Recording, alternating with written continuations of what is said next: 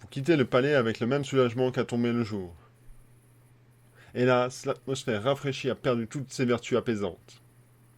Les ténèbres que vous pensiez avoir laissées à l'intérieur de vous attendent goguenardes à l'extérieur. Elles imprègnent les rues, évissant la moindre molécule. La nuit mortifère s'induite dans les palais en déborde maintenant.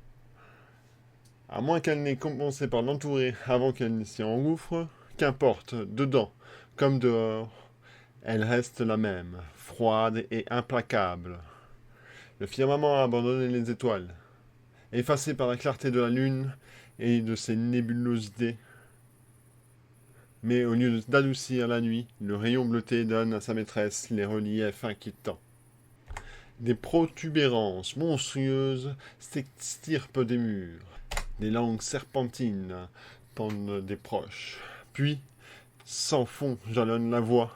Les rares noctambules se changent en spectres et les premières chandelles à brûler derrière les carreaux deviennent des yeux jaunes de créatures infernales.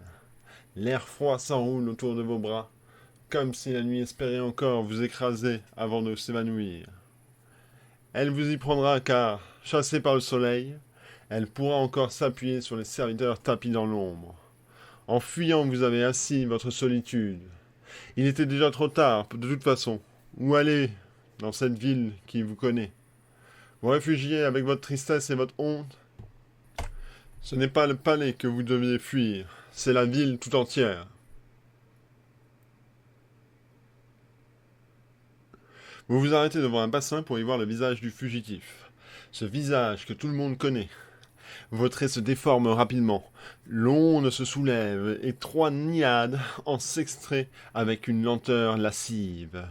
Elles sont nues. Des lentilles d'eau nappent leurs cheveux, leurs épaules et le bout de leurs seins. Elles s'approchent, brandissant des torches couvertes d'algues pour mieux vous examiner. Les faibles lueurs vertes de leurs flambeaux suffisent à révéler leur figure. La finesse de leurs traits est dévorée par les regards terrifiants.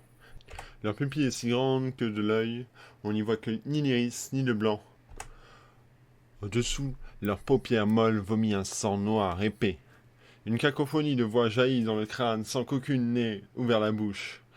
Les arafes sont venus vous chercher et vous promettent les pires tourments. Si votre rôle est compris entre -4 et +4, rendez-vous au 27. Sinon, rendez-vous au 37.